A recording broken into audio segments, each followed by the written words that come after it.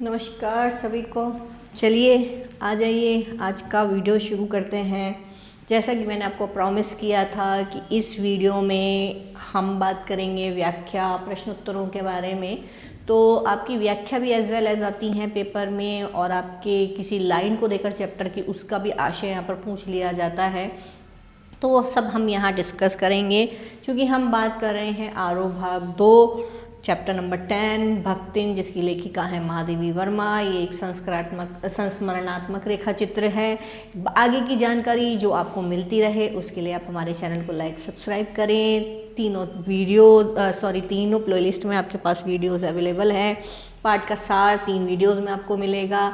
सार तो नहीं, मतलब पाठ की व्याख्या आपको 3 वीडियोस में मिलेगी, तो उनको आप पढ़ लीजिए। इस वाले वीडियो में जो हम डिस्कस करेंगे वो आज करेंगे हम व्याख्या के बारे में, जो लाइन पर्टिकुलर पूछी जा सकती है कि इसका आशय स्पष्ट कीजिए। और नेक्स्ट हम बात करेंगे इसमें प्रश्नोत्तरों की।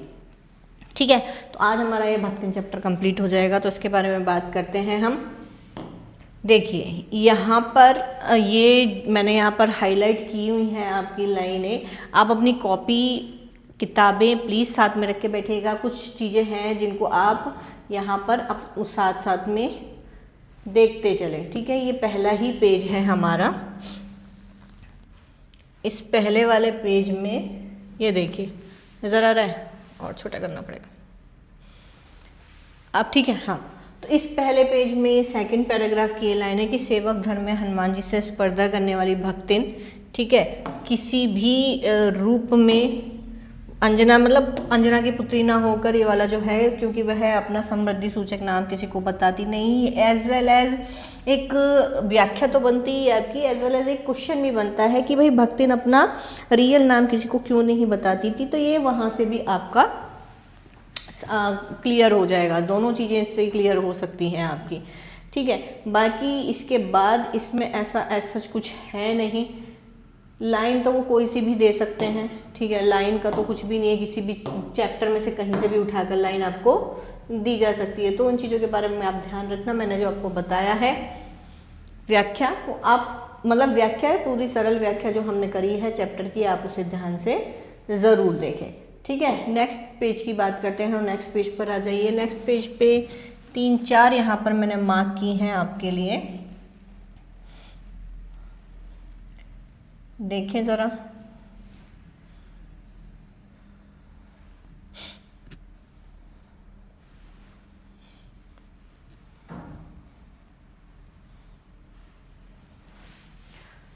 ठीक है, ये हमारा पहला, इसमें जो लाइन है, पिता ने शास्त्र से 2 पग आगे रहने की ख्याति कमाई, 9 वर्षीय युवती का गौना देकर माता ने बिना मांगे पराया धन लौटाने वाले महाजन का पुण्य लूटा। ये व्याख्या में मैंने आपको समझाया था। ये लाइन भी अच्छी है, कैसे क्यों, इसके बारे में भी प्रश्न हो सकता है। इसके बाद यहाँ पर भी एक है कि हाय लक्ष्मण अब आई। ठीक है, वो उसको कह रहे हैं कि हाय लक्ष्मण अब आई, कि ये जो स्पष्ट पुनरावृत्तियाँ और सहानुभूतिपूर्ण दृष्टियाँ थी उसे घर तक ले गई, और वहाँ पर पिता का न चिन्ह शेष था, ना ही विमाता के व्यवहार में शिष्टाचार का लेश था। ठीक है, ये लाइन भी अच्छी है, ये भी आपसे पूछी जा सकती है। इस पे भी आपका व्याख्या भी आ सकती है, ऊपर नीचे की लाइनों को ऐड करके। ठीक है, यहाँ तक भी आ सकती है, तो ये भी आ सकती है, और यहाँ तक भी। बाकी इस लाइन के लिए भी आपसे पूछा जा सकता है कि भाई ये कैसे सिद्ध होता है। ठीक है, इसके बाद आप बात करते हैं सास को खरी खोटी सुनाने पर। ये यहाँ तक आप इस पैराग्राफ को लगा सकते हैं। ठीक है, यहाँ तक आप इस पैराग्राफ को लगा सकते हैं अगर व्याख्या की दृष्टि से देखें। बाकी वो जो लाइन है ऊपर वाली, वो तो है ही, उसकी आपसे क्यों कैसे इस संदर्भ में आपसे प्रश्न पूछा जाता है, इस लाइन को स्पष्ट कीजिए, उसमें क्या भाव है, उस पर भी आपसे पूछा जा सकता है। नेक्स्ट है, जब उसने गेहूं रंग वाली बटिया, ये व्याख्या के लिए अच्छी है आपकी। दोनों जेठानियों वाला जो उसको कैसे दंड विधान उसको मिला, ये सब चीज़ें जो इसमें बताई गई हैं, ये सारी चीज़ें भी आपके लिए सही है। ये व्याख्या के लिए भी आ सकता है, प्रश्न भी आ सकता है कि इसके लिए दंड विधान क्यों आवश्यकता, तो इस चीज़ को आप याद रखें। ठीक है, नेक्स्ट हम बात करते हैं इसी पेज पर है लास्ट ये, इस दंड विधान के भीतर कोई ऐसी धारा नहीं है, उसके पति से रिलेटेड है, ठीक है ना, याद रखिएगा ये उसके पति से रिलेटेड है कि इस दंड विधान में कोई ऐसी धारा नहीं थी जिसके अनुसार खोटे सिक्कों की टकसाल जैसे पत्नी से पति को विरक्त किया जा सके। ये वाला पैराग्राफ और ये नेक्स्ट तक जाता है कि वह बड़े बाप की बड़ी बात वाली बेटी को पहचानता था, वहाँ तक इसको आप याद रखिएगा कि इसको नेक्स्ट पेज की जो ये लाइन कंप्लीट हो रही है यहाँ तक आपको इसको मार्क करके रखना है, ठीक है। ये वाला है, इसके बाद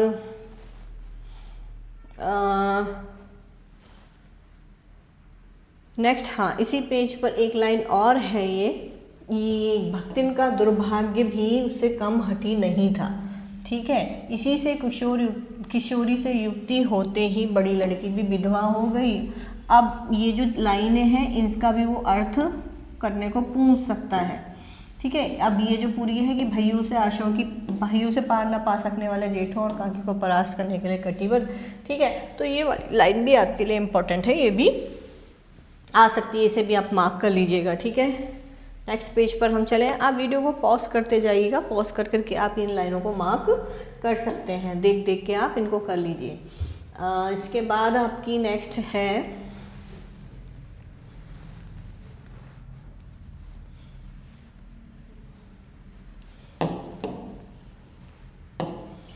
नेक्स्ट आपकी ये है, ठीक है। यहाँ पर एक लाइन है, मान न मान मैं तेरा मेहमान, और को कहा कि कहावत को चरितार्थ करने वाले वर्ग के समर्थक उसे किसी न किसी प्रकार पति की पदवी पर अभिषिक्त करने का उपाय खोजने लगे। उसकी बेटी के संदर्भ में जो लाइनें कही गई थी ये भी पूछने के लिए आ सकती है कि भाई ऐसा क्यों कहा, किस लिए।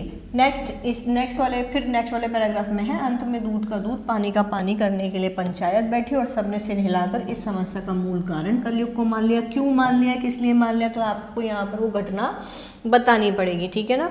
जो कोठरी वाली घटना हुई थी वो यहाँ पर आपको बतानी पड़ेगी, तो इस चीज़ को आप याद रखिएगा।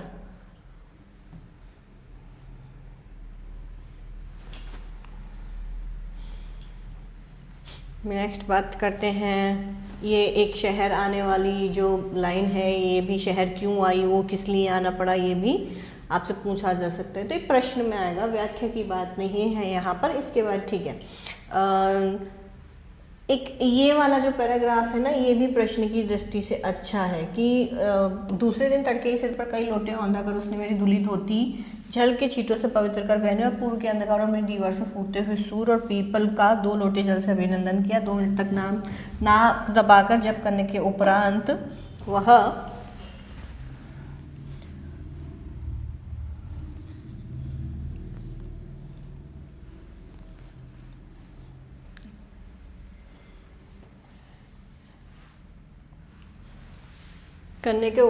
कोयले की मोटी रेखा से अपने साम्राज्य की सीमा निश्चित कर चौके में प्रविष्ट हुई, और तब मैंने समझ लिया कि इस लेखक के साथ सेवक का साथ टेढ़ी की रही। ये भी आपसे पूछा जा सकता है, क्यों, कैसे, दोनों ही व्याख्या की दृष्टि से भी और प्रश्न भी ये आ ही सकता है, ठीक है। फिर ये इसके बाद वो नहीं है, फिर इसके बाद ये लास्ट है, इसके अतिरिक्त भक्तिन का स्वभाव ही ऐसा बन चुका था कि वे दूसरों को अपने मन के अनुसार बना लेना चाहती थी। व्याख्या की दृष्टि से भी अच्छा है और प्रश्न की दृष्टि से भी आपसे ये पूछा जा सकता है, क्यों, किस लिए, तो आपको आगे पीछे की घटनाओं का याद रखना पड़ेगा और उसके अकॉर्डिंग आपको इसका जवाब देना पड़ेगा। अब नेक्स्ट वाले तक ये चलेगा,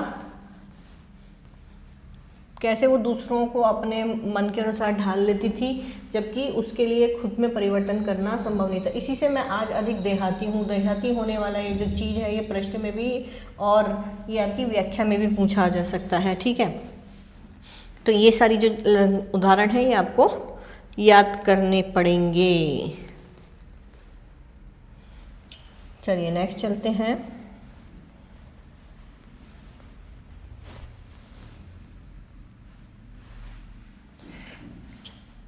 ओके, नेक्स्ट की बात करें तो भक्तिन अच्छी है, यह कहना कठिन होगा क्योंकि उसमें दुर्गुणों का अभाव नहीं। ये आपसे लाइन का आशय पूछा जा सकता है, क्यों, तो आपको इसके आगे पीछे वाली जो चीज़ें हैं उनका याद रखना पड़ेगा कि वो जो सत्यवादी हरिश्चंद्र है, पैसों को वो छुपा देती है, किसी के वो तर्क स्वीकार नहीं करती, अपने ही तर्कों से वो चुनौती दे डालती है, ठीक है।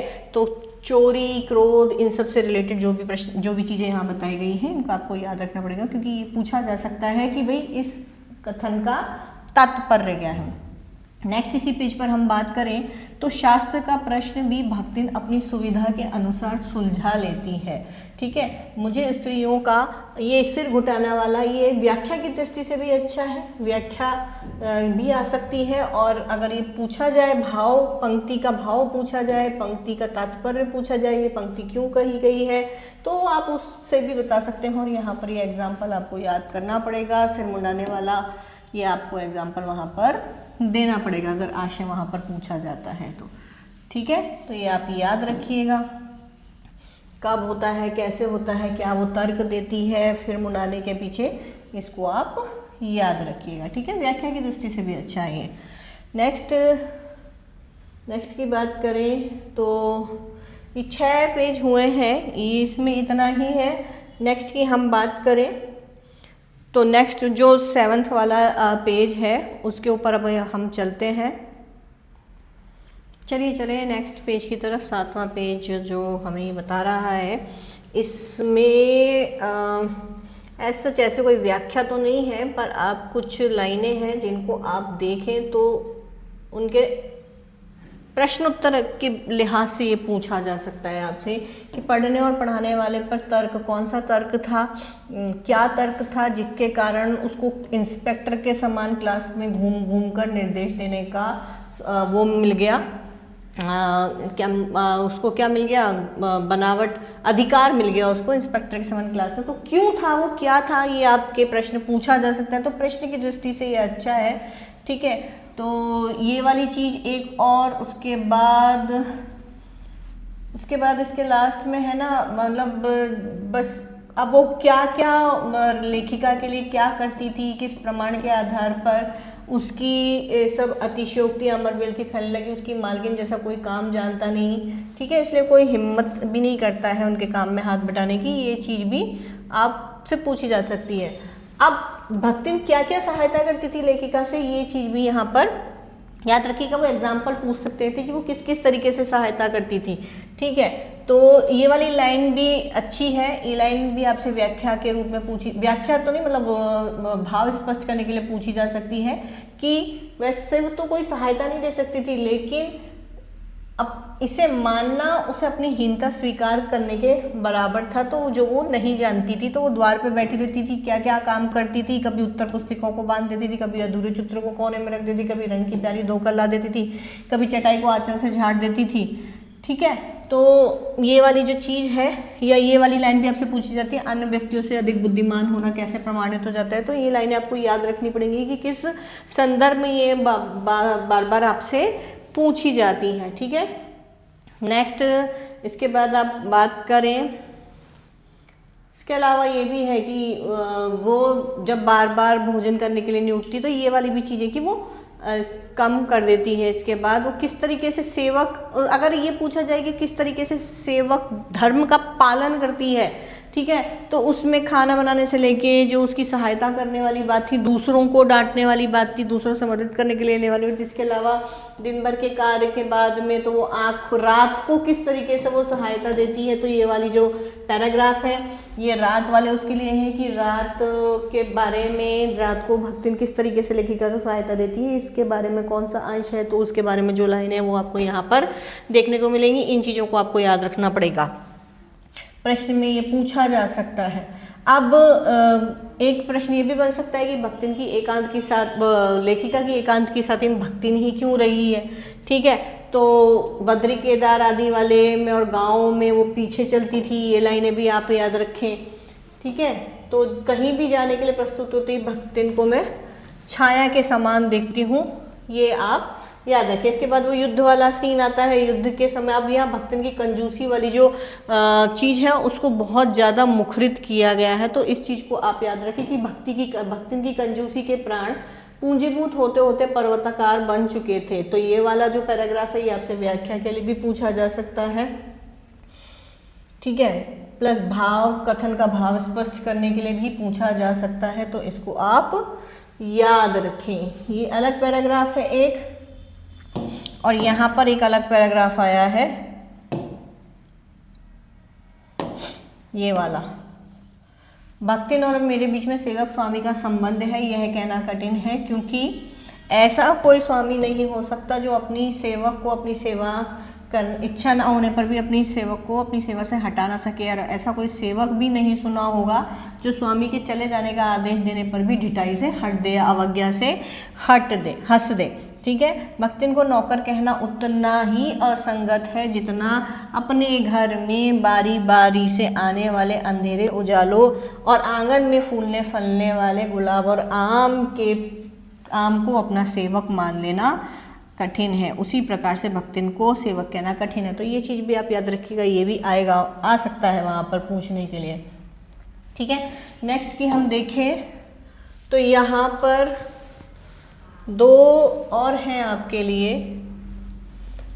मेरे परिचितों और साहित्यिक बंधुओं से भी भक्तिन विशेष परिचित है, पर उनके प्रति भक्तिन के सम्मान की मात्रा मेरे प्रति उनके सम्मान की मात्रा पर निर्भर है कि भाई वो मेरा कितना सम्मान करते हैं, उसी हिसाब से वो उनका सम्मान करती है। बाकी तो परिचित तो सबसे है कि लेखिका के घर में दिन रात रहती है तो आने जाने वाले सबसे मिलती है। ठीक है, तो ये चीज़ भी आप याद रखिएगा। उसका जो सम्मान और सद्भाव है वो मुझे कितना देते हैं, उसी भाव से वो उनको सम्मान और सद्भाव देने के लिए तत्पर है। तो ये उसकी सहज बुद्धि है जो लेखिका को विस्मित कर देती है। अब इसके बाद बात करते हैं तो ये भक्तिन के संस्कार वाली कोई लाइन है यहाँ पर, ये भी अच्छी है कि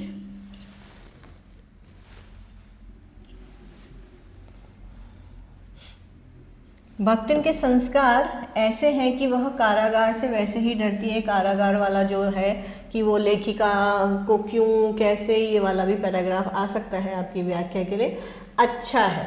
ठीक है ना, चिढ़ाना लोगों का, उससे अधिक भी उसको डर किस चीज़ का है, वो डर उसको इस चीज़ का नहीं कि वो कारागार जाएगी, उससे ज़्यादा डर उस चीज़ को है, उसका है कि वो लेखिका के बिना कैसे रहेगी या लेखिका उसके बिना जा नहीं पाएगी। तो ये वाली लाइन भी आपके लिए इम्पोर्टेंट है। लास्ट वाले पेज की अगर हम बात करें तो इस पर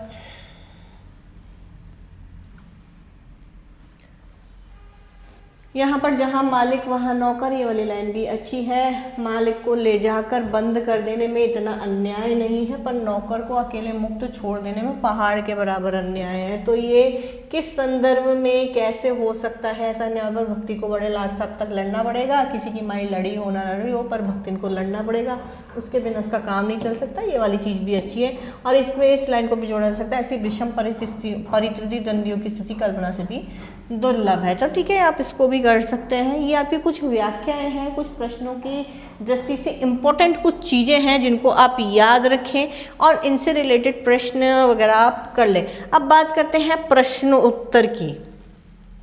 ठीक है, प्रश्न उत्तर की यहाँ पर बात करते हैं। चलिए,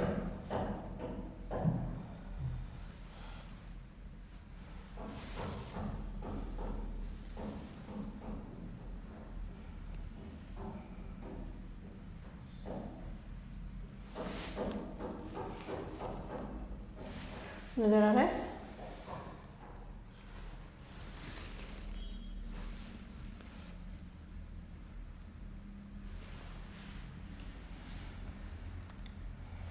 ओके,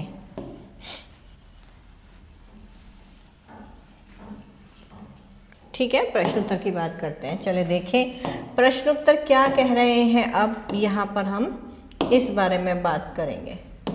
पहला जो प्रश्न है, भक्तिन अपना वास्तविक नाम लोगों से क्यों छुपाती थी? भक्तिन को यह नाम किसने और क्यों दिया होगा? मैंने आपको व्याख्या में भी बताया है कि इस तरह का प्रश्न आ सकता है जब आप बात करेंगे। मैंने वह चीज़ आपको अंडरलाइन करवाई है, ये देखिए, ये पूरा जो पैराग्राफ है ये उसके नाम की ही संदर्भता को यहाँ पर व्याख्या कर रहा है यहाँ पर। तो आप इसको पढ़ें और इस प्रश्न का उत्तर आप आराम से दे सकते हैं कि वैसे तो वो किसी गुमनाम गोपालिका की पुत्री है और उसका नाम उसके माँ बाप ने लक्ष्मण रखा होगा। यही पूछा है ना, किसने रखा होगा? नेचुरल सी बात है, माँ बाप ने रखा होगा, तो ठीक है।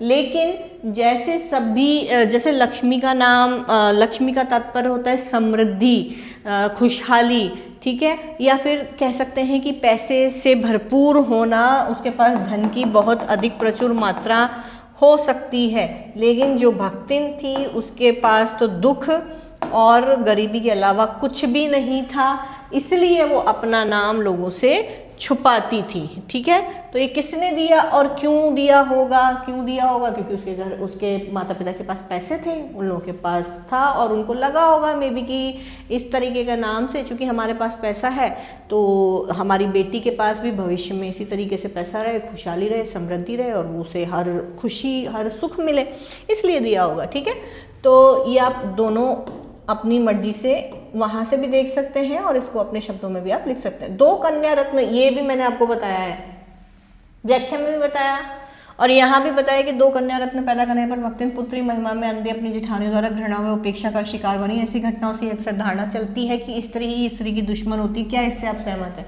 तो आप उस पूरी घटनाक्रम को वहां पर लिख सकते हैं कि चूंकि भक्तिन की जो सास थी उसके 3 पुत्र थे और उसकी जो जेठानियां थी उन्होंने भी पुत्र रत्नों को ही जन्म दिया था, लेकिन भक्तिन उस परिवार में एक ऐसी थी जिसने एक के बाद एक 3 पुत्रियों को जन्म दिया, तो वो बाकी सब औरतों की नज़र में या परिवार में वो लीक से हटकर चली थी, परंपरा से हटकर चली थी। तो चूंकि लड़कियों को हमारे समाज में पहले निम्न दृष्टि से देखा जाता था, इसलिए भक्तिन की उपेक्षा की गई उसकी सास और जेठानी के द्वारा, उससे घर का सारा काम करवाया जाने लगा, उसकी पुत्रियों से घर का सारा काम करवाया जाने लगा। जहाँ खाने पीने में आप बता सकते हैं कि वो क्या क्या खाती थी जेठानियाँ, सफ़ेद भात के ऊपर मट्ठा डालकर और दूध की मलाई अपने पुत्रों को देती थी। दिन भर बैठ के वो लोग बातें करती थी, घर का सारा काम भक्तिन करती थी। इसके अलावा मतलब आप ये भी बता सकते हैं कि जो वो दिन भर अपने उसके जो पति था भक्तिन का, मतलब अपने देवर की और सास अपने बेटे के कान भरती थी कि भक्तिन ऐसी है, उसकी खूब बुराइयां करती थी। तो ये सब काम कौन कर रहा है? स्त्री कर रही है। ठीक है, घर में कौन रहेगा पूरे दिन? स्त्री रहेगी। उसको ताने देना, उससे काम करवाना, उसको उल्टा सीधा सुनाना, वो लाने कौन दे रहा है? घर में स्त्री दे रही है। और फिर जब पुरुष घर काम करके बाहर से आ भी रहा है तो भी उसे उल्टा सीधा बोला जा रहा है उसके बारे में। तो यहाँ पर हाँ हम कह सकते हैं कि स्त्री ही स्त्री की दुश्मन होती है। आप इस तरीके से इस प्रश्न का उत्तर लिख सकते हैं। हाँ, तो हम इससे सहमत हैं, ये आज भी प्रचलित है। ठीक है ना, अगर सास ही अपनी बहू का पक्ष लेने लग जाए, अपने बेटे को डांटे, तो किसी बेटे की ये मजाल नहीं होगी कि वो अपनी माँ के आगे बोले इन चीज़ों को। ठीक है, अगर वो कहीं ना कहीं उसके दिमाग में भ्रम पैदा करने वाली उसकी माँ, उसकी बहन यही होती हैं। ठीक है ना, अब ये नहीं कहा जा सकता कि दुश्मन एज अ सच, पर हाँ ये कहीं तक सच है। ठीक है, बहुत ज़्यादा डीप में नहीं जाएंगे, अपन देख लेना। चलिए, भक्तिन की बेटी पर पंचायत द्वारा, ये देखो ये भी मैंने आपको बताया था, जबरन पति थोपा जाना एक दुर्घटना भर नहीं है, बल्कि विवाह के संदर्भ में स्त्री के मानवाधिकार, विवाह करें या ना करें अथवा किससे करें, इसकी स्वतंत्रता को कुचलते रहने की सदियों से चली आ रही सामाजिक परंपरा का प्रतीक है। ये फैक्ट है। पहले लड़कियों को सिर्फ एक ही चीज की दृष्टि से देखा जाता है कि भाई लड़की पैदा हुई है, पहली बात तो बोझ है।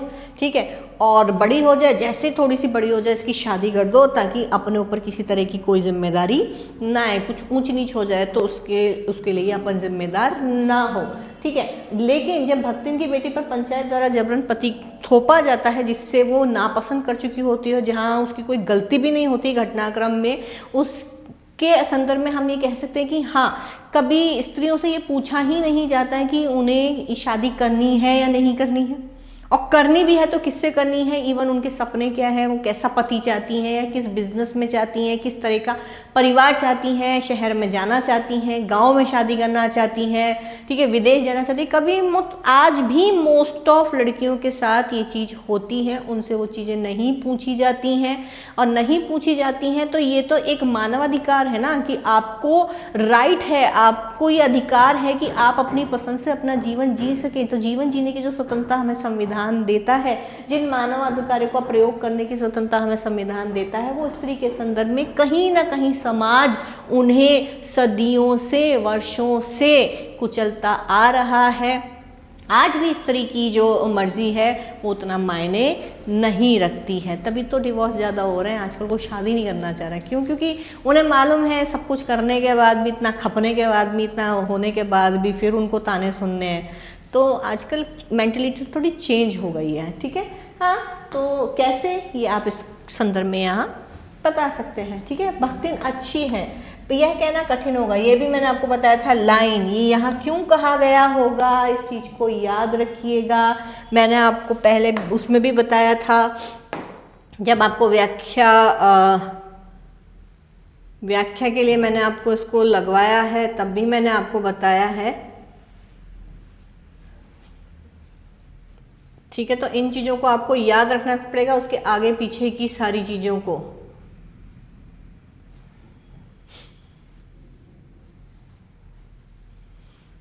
एक मिनट रुको, बता ही देते हैं ना।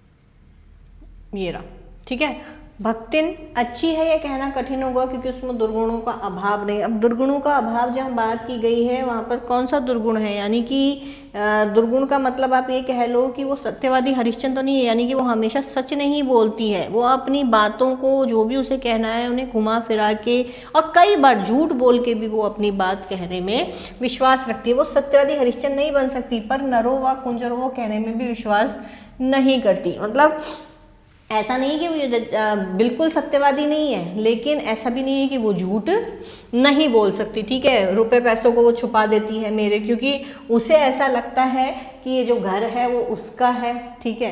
तो उसकी सारी चीज़ें भी उसकी हैं, जबकि उसे दूसरों के पैसों को हाथ लगाने से पहले या लेखिका के पैसों को हाथ लगाने से पहले पूछना चाहिए, सामान्य शिष्टाचार है, लेकिन ऐसा नहीं होता है, ठीक है। और अगर कोई उससे किसी बात पर टोके या किसी चीज़ के लिए उसे समझाने का कोई प्रयत्न करे, तो वो क्या करती है, तर्क वितर्कों के आधार पर उसको चुनौती दे डालती है कि आप मुझे बता ही नहीं सकते, ये चीज़ मुझे बहुत अच्छे से आती है। और कहाँ से वो तर्क लेकर आती है, शास्त्र सम्मत वो होते हैं नहीं, किताबों में पाए जा रहे हैं नहीं, इससे उसको कोई मतलब नहीं है, क्योंकि जो पढ़ा लिखा है वो जानता है कि कहीं ऐसी चीज़ें लिखी नहीं है, लेकिन वो अपने आगे किसी की चलने नहीं देगी। कुल मिलाकर की बात ये है, ठीक है। जिसको स्वीकार कर लेना किसी तर्क शिरोमणि के लिए संभव नहीं है, या उसका अपना घर ठहरा, पैसा रुपया जो इधर उधर रख लिया, यानी वो चोरी है एक तरीके से। बिना पूछे अगर आप किसी का पैसा रख लेते तो वो चोरी है। तो ये दुर्गुण भी उसमें है, कंजूस वो है, ठीक है। उसके जीवन का परम कर्तव्य मुझे प्रसन्न रखना है, लेकिन किस बात पर मुझे क्रोध आ सकता है, उसे उसी बात को वो बोलेगी तो सही, लेकिन उसे बदल बदल कर बोलती है, ठीक है। तो अब आप ये इसके संदर्भ में आप लिख सकते हैं, ओके। नेक्स्ट है, भक्तिन द्वारा शास्त्र के प्रश्न को सुविधा से सुलझा लेने का क्या उदाहरण लेखिका ने दिया है। ये देखो, ये भी मैंने आपको बताया था कि वो कौन सा, बाल मुंडाने वाला, ठीक है ना। बाल मुंडाने वाला जो मैंने आपको बताया था,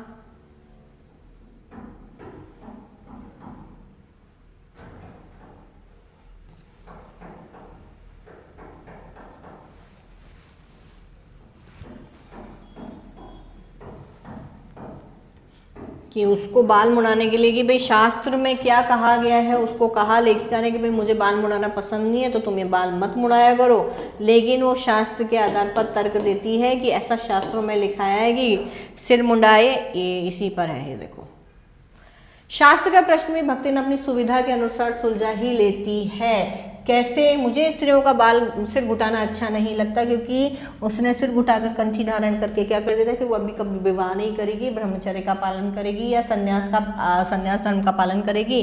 तो जब लेखिका ने भक्ति को रोका तो उसने अकुंठित भाव से उत्तर दिया कि ऐसा तो शास्त्रों में लिखा है कि सिर मुंडाना अच्छा होता है, तो उससे जब लेखिका ने पूछा क्या लिखा है तो उसने उत्तर भी दिया, तीरथ गए मुंडाए, इसी दी लाइन एज इट इज आप इन्वर्टेड कॉमा में लिख सकते हैं, इम्पैक्ट डालेगी। ठीक है, अब ये कौन से शास्त्र का रहस्यमय सूत्र है ये जान लेना मेरे लिए संभव ही नहीं, क्योंकि उन्होंने बहुत सारी किताबें पढ़ रखी, लेकिन ये कहीं था ही नहीं। क्यों? क्योंकि वो जो सुनी सुनाई बातें थी उसी के आधार पर, जो लोगों से उसने सुना उसी के आधार पर वो अपना मन बना लेती थी और अपने निर्णयों को कर लेती थी। तो इस तरीके से जो उसका चूड़ा कर्म संस्कार था वो होता रहा। क्यों होता रहा, किस लिए होता रहा, ठीक है, तो वो आप यहाँ लिख सकते हैं। ये उदाहरण वो आप बता दीजिएगा कौन सा वाला है यहाँ पर, बाल मुंडाने वाला, बाल मुंडाने वाला या सिर मुंडाने वाला। ओके, यहाँ पर सिर मुंडाने वाला एग्जाम्पल आएगा।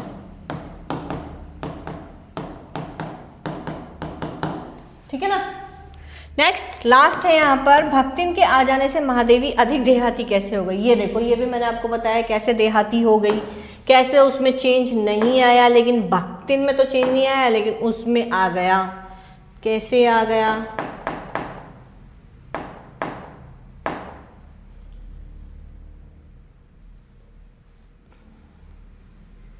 ये देखिए तीनों एक ही पेज पे हैं, काफ़ी सारी बहुत अच्छी अच्छी चीज़ें हैं इसमें, तीनों एक ही पेज पे हैं। अब इससे पहले की लाइन कहती है उसको भी याद रखना। इसके अतिरिक्त भक्तिन का स्वभाव ही ऐसा था कि वह दूसरों को अपने मन के अनुसार बने लेना चाहती है, पर अपने संबंध में वो किसी प्रकार का परिवर्तन नहीं करना चाहती। वो जैसी है, जिस परिवेश से आई है, जैसा खाती है, जैसा सोचती है, जैसा बोलती है, वो उसमें किसी तरह का कोई परिवर्तन नहीं चाहती। मतलब संगत का उस पर कोई असर नहीं पड़ा है, वो ये समझ लो चिकना गड़ा, उस पर किसी चीज़ का कोई असर नहीं पड़ा है, लेकिन वो दूसरों को अपने अनुसार जरूर ढाल लेती है। कैसे? अब वो कहती है कि इसी से मैं आज देहाती बन गई, क्योंकि वो देहात से यानी गांव से आई है।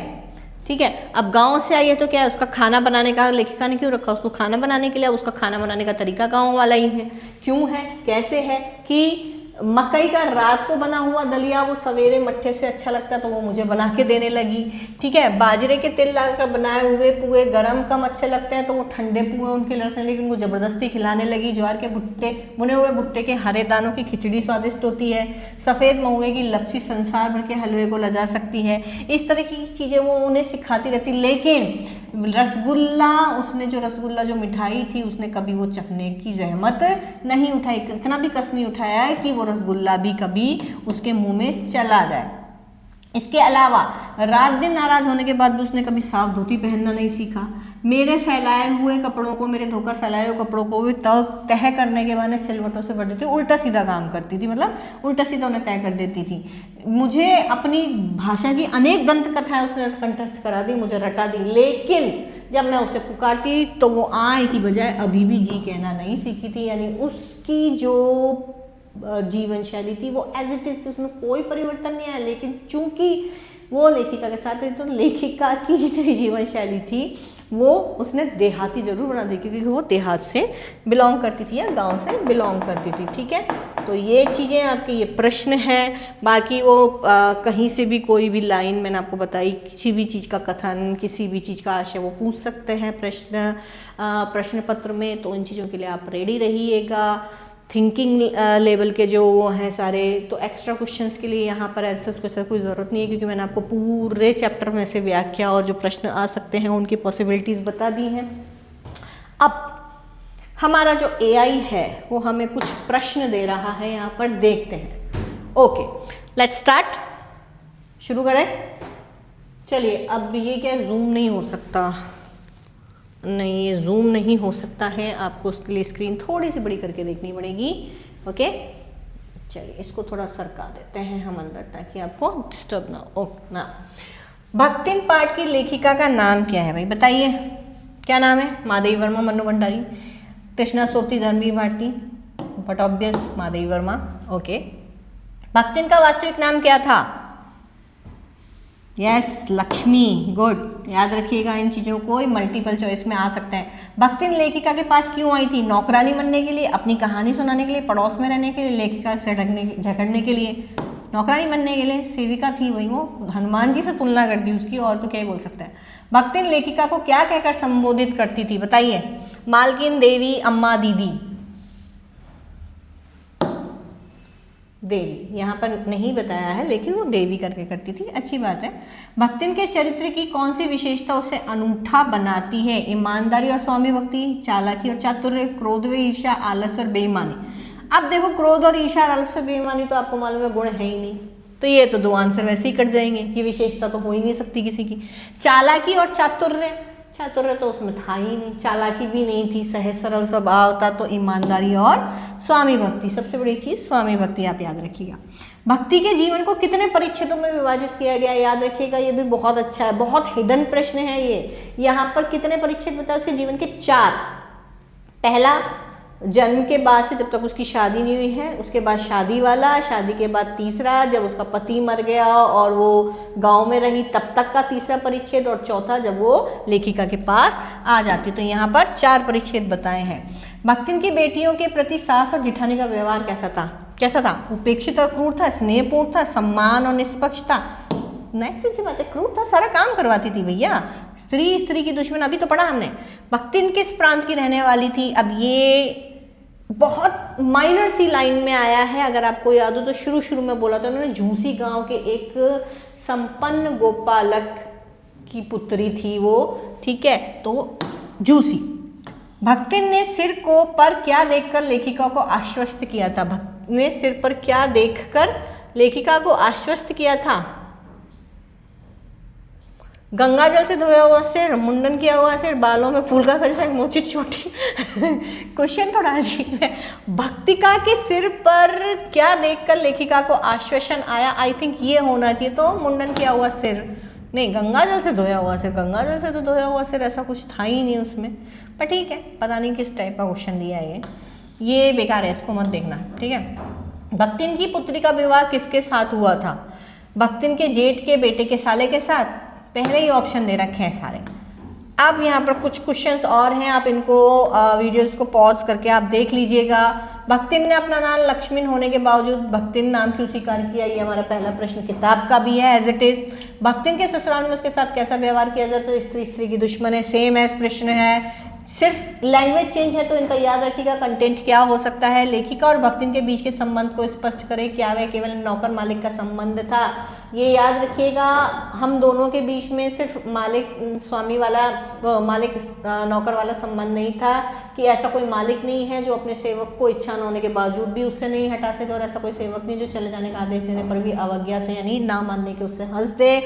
क्यों था, कैसा था, क्या क्या वो करती थी, उनको एक एक लाइन में आप बता सकते हैं। रात भर जब वो जागती थी उनके खाने का उनका ख्याल रखती थी, उनके लिए छोटे छोटे काम करती थी, उनके खाने पीने का ध्यान रखती थी अगर लेखिका खाना नहीं खाती थी। इसके अलावा जब भी वो यात्रा पर जाती थी तो उनके बद्री केदार वाला वो जो है चीज़ें वो आप लिख सकते हो। इसके अलावा वो लेखिका के साथ रहने के लिए जेल जाने से भी नहीं डरती थी, तो अच्छा संबंध, ठीक है, सारी चीज़ें आप बता सकते हैं। भक्तिन के चरित्र में आपको ये देखो, ये जो चीज़ है ना कि भक्तिन में दुर्गुणों का अभाव नहीं है, वही लाइन है सेम, सिर्फ कंटेंट चेंज किया है, लैंग्वेज चेंज की है, सेम वही चीज़ है।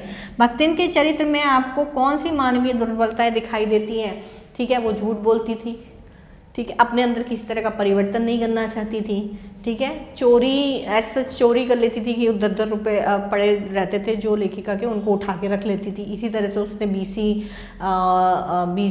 के 5 नोट और कुछ पैसे बचाए थे जो युद्ध के समय वो दुर्बलताएं बतानी है। सिर्फ कंजूस थी, भयंकर कंजूस थी, ठीक है। और इसके अलावा कि खाना बनाना नहीं आता था लेकिन फिर भी वो अपना बनाया हुआ ही खाना उनको खाने के का आग्रह करती थी। इस तरीके से आपको चीज़ें दिखाई दे सकती हैं।